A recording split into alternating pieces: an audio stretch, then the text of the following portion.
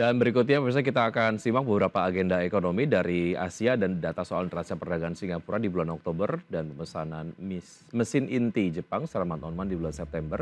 Kemudian ada data soal tingkat pengangguran di Hong Kong di bulan Oktober dan juga ada data soal PDB Thailand secara year on year di triwulan ketiga. Dari Eropa ada data soal neraca perdagangan Eropa di bulan September.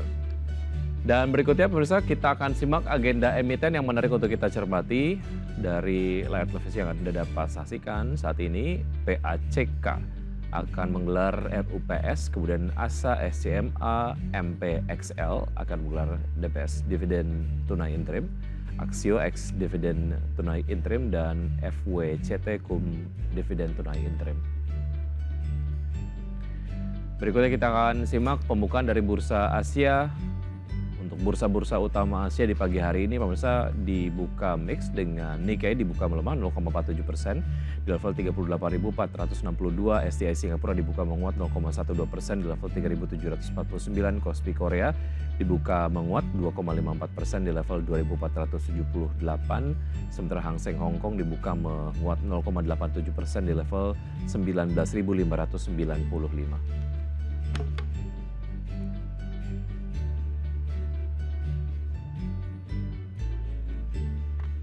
Dan untuk berbincang pagi hari ini, pemirsa sudah tersambung melalui video conference ada Mas Reza Priyambada, Direktur PT Reliance Sekuritas Indonesia Tbk. Selamat pagi, Mas Reza. Halo, selamat pagi Mas Wiki, selamat pagi Adex Channel. Pagi, terima kasih sudah bergabung bersama kami. Semoga sehat selalu, Mas Reza. Amin, sehat-sehat juga Baik, Mas baik. Wiki dan tim. Mas Yes. Reza, kita bicara mengenai satu hal yang kemudian ini menjadi concern dari investor global. Powell, Ketua The Fed, pekan lalu cenderung berhati-hati untuk menerapkan strategi kebijakannya. Salah satunya adalah terkait dengan pemangkasan suku bunga acuan, sehingga kemudian ini diterjemahkan oleh pelaku pasar. Nampaknya di bulan Desember tidak ada pemotongan suku bunga acuan di The Fed begitu. Sejauh mana ini kemudian disikapi oleh pelaku pasar dan berimplikasi kepada data penutupan dari IHSG di pekan lalu, Mas Reza?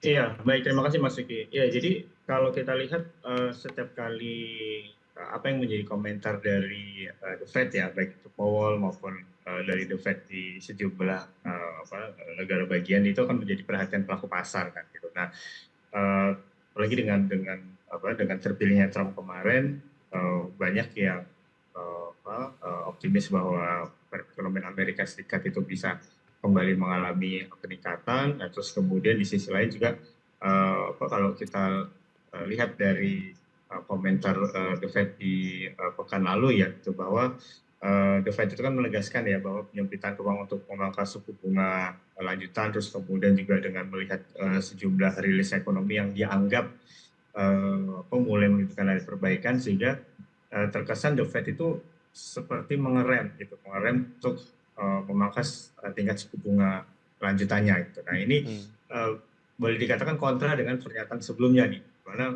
ada beberapa kali pemangkasan sampai dengan akhir tahun ini kan gitu. Tapi dengan adanya komentar tersebut, ini akhirnya membuat pelaku pasar berpikir ulang gitu, bahwa nantinya The Fed bisa jadi tidak memangkas suku bunga se ekstrim seperti yang dikatakan sebelumnya. Itu yang akhirnya membuat pelaku pasar cenderung mencermati dan mungkin bisa dikatakan menjauhi pasar saham dan obligasi sementara waktu ya. Lalu bagaimana dengan net sell asing yang mencapai 6 triliun rupiah di pasar reguler dalam sepekan? Apakah ini kemudian juga menandakan bahwa peluang untuk investasi sendiri di pasar modal ini mulai surut, Mas Reza? Iya, sebenarnya kalau dikatakan surut sih tidak ya gitu, tapi sebenarnya pelaku pasar itu kan mencoba untuk mencari alternatif instrumen investasi mana yang masih bisa memberikan keuntungan buat mereka ya gitu. Nah, kalau kita lihat dengan adanya potensi inflasi di Amerika Serikat, terus kemudian juga kita lihat yield obligasi jangka panjang di sana juga meningkatkan, sehingga pergerakan dari nilai tukar US dolarnya itu kan juga cenderung mengalami peningkatan kan. Sehingga dengan adanya peningkatan tersebut, tentunya pergerakan US dollar mungkin dianggap lebih menarik dibandingkan dengan instrumen investasi lainnya gitu. Sehingga Iya, itu iya. ada peralihan lah kalau kita bisa Artinya katakan ada seperti itu. pergerakan ke portofolio lain, salah satunya adalah ke pasar uang begitu ya, tidak kemudian dinilai sementara bahwa pasar modal ataupun pasar saham dinilai menjadi cukup favorable belakangan gitu karena ada sentimen lain sehingga ada shifting begitu ya untuk sementara. Iya, Lalu boleh katakan seperti itu. ketika kemudian IHSG kemarin masuk ke level 7.100-an begitu, bagaimana peluangnya IHSG di hari ini, Mas Reza? Iya, baik.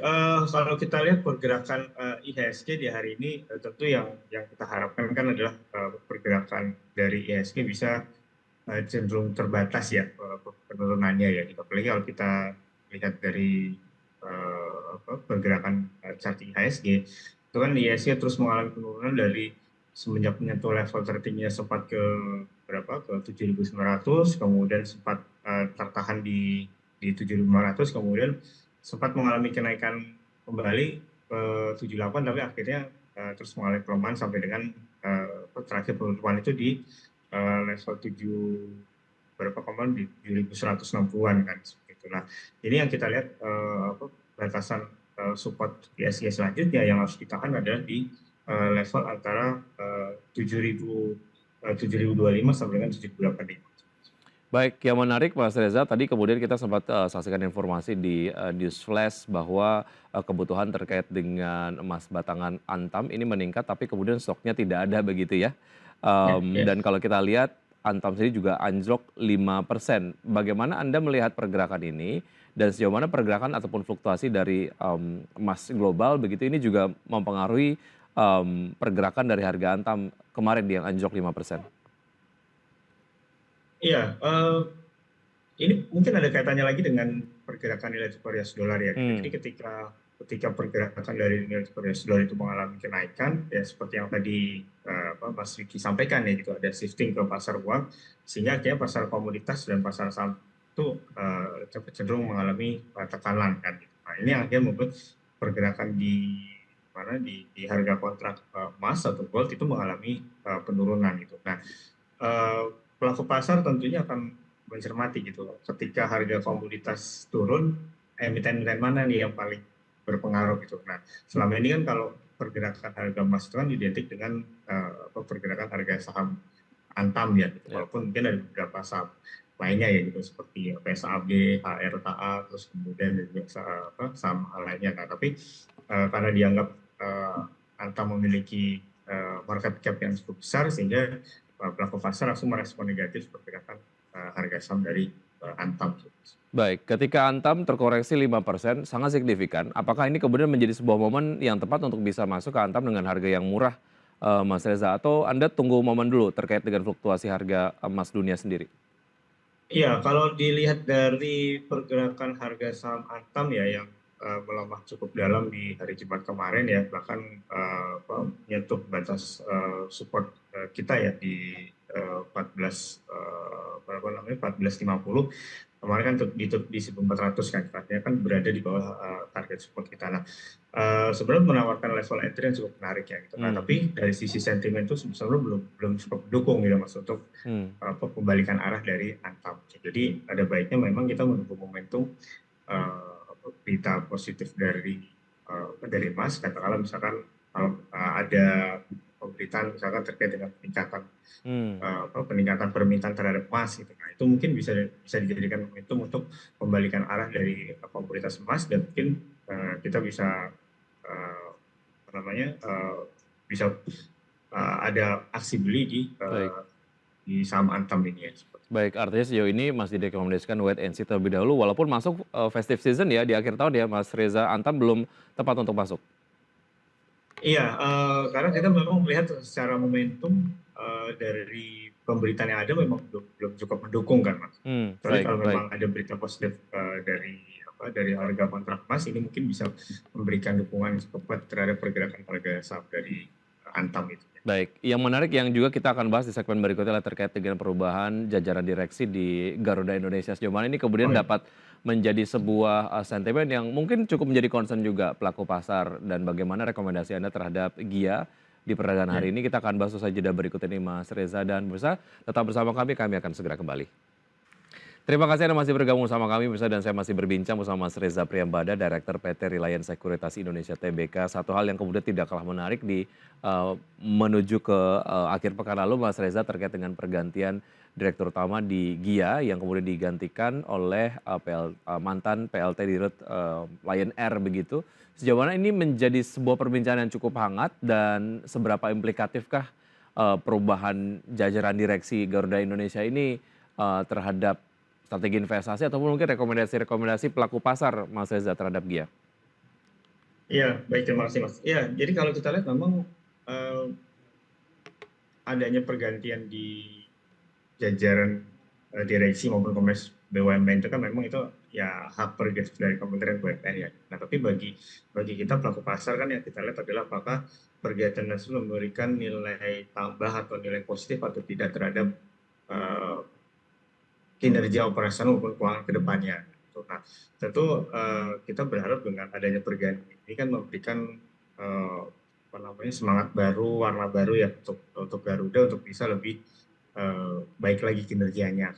Nah, katakanlah misalkan apakah dengan adanya pergantian jajaran direksi ini akan memberikan ruang bagi Garuda untuk katakanlah menambah armada atau mungkin menambah jumlah jam penerbangan atau mungkin menambah destinasi-destinasi yang mungkin bisa memberikan nilai tambah juga buat Garuda atau mungkin ada pelayanan-layanan lain yang mungkin bisa dikembangkan dari Garuda kan, Hmm. entah itu layanan dari sisi logistik atau mungkin layanan kepada konsumen. Nah, seperti itu kan perlu perhitungan yang cermat dari Ya.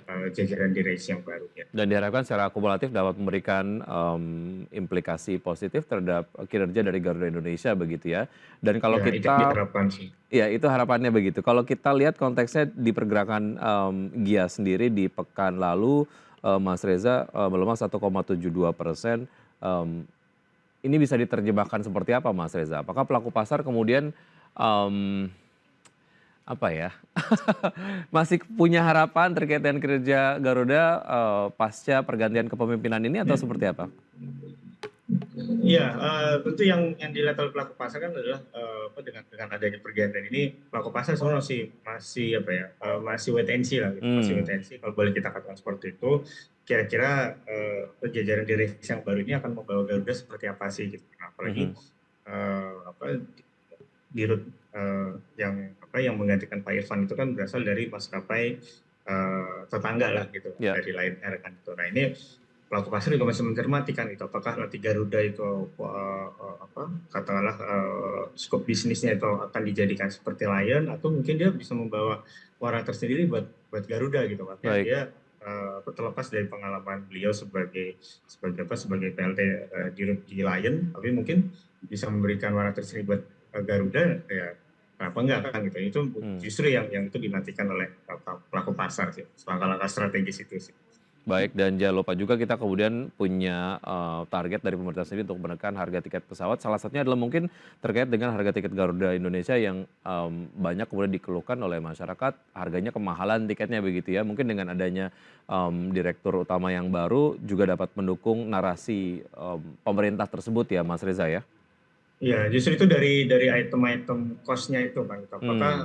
Apakah selain dari cost bahan bakar, ada cost-cost lain yang mungkin dinilai tidak efisien kan gitu, Mhm. sehingga Mhm. bisa memberikan implikasi terhadap adjustment ke harga tiket kan. Baik. Jadi kalau misalkan bisa bisa diatasi oleh direksi yang baru, saya pikir mungkin target untuk bisa menurunkan harga tiket pesawat mungkin bisa saja terjadi ya. Baik.